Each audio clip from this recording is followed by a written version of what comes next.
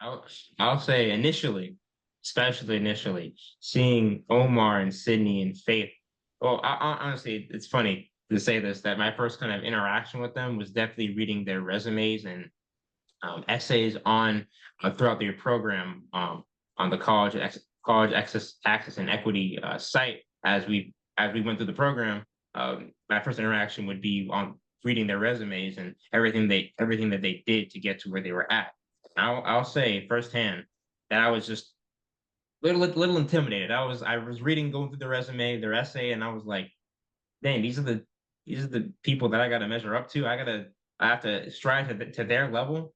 Uh, and not saying that I was someone who didn't have their own accolades and skills and whatnot, but especially as a freshman, looking at that and thinking this not impossible for me, but that's I have to get to that level in my future in the next 3 years. I was like, okay, let's see what we can do. But actually being able to meet them through Zoom and connecting with them, it put all those stresses and worries of trying to be on their level at ease. Because meeting them gave me the understanding and the feeling that they're students too. They were also where I was at one point or another in their life. And not only did they have their own trials and tribulations to go through, they had life to go through. Life throws so many things at you, and don't even know about those that come around the corner.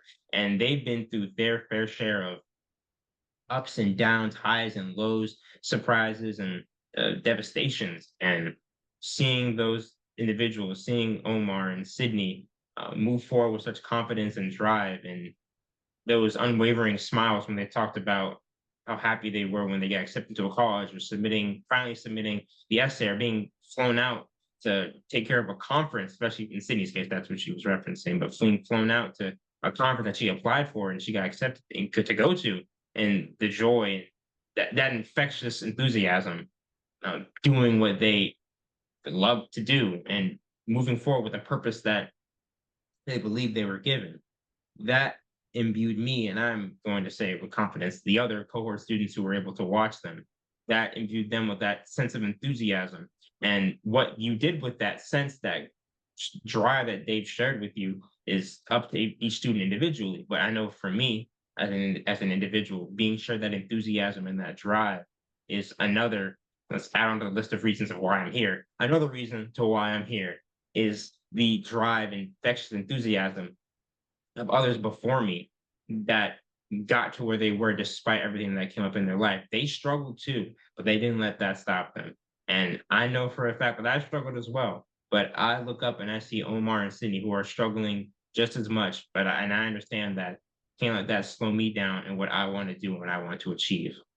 And looking forward to the future, students behind me, freshmen, sophomores, even my own family, uh, I want to be able to share that same enthusiasm and infectious energy.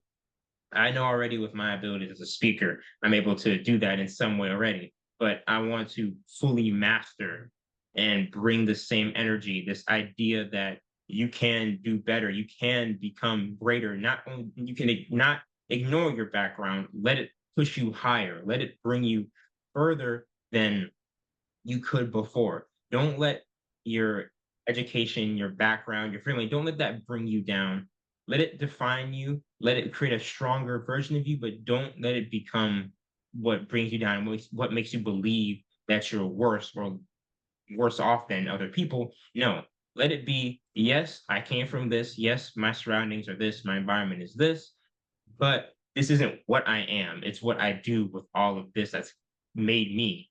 And I just want to be able to share my voice and experience with other students and bring them that same level of understanding of the college field in general, everything there is to account for. I want them to understand so they can make their own informed, strongest decisions possible. I want to arm them with the armaments of the future, let's call it that, with college, post-secondary education, and maybe not even college for everyone, because yes, despite everything that I've talked about and all the enablement that is provided by the programs, there will always be individuals that college just isn't for. But instead of just pushing them off to the side and letting the world take care of them, I want to enable them with the best start possible with whatever field they're going into. I want them to be ready for that 4 years in the future. If you're going into the military, all right, that's good. If that's what you really want to do, then we'll prepare you for that 4 years ahead of everyone else. You're going to be the best at what you do if I'm in charge of it.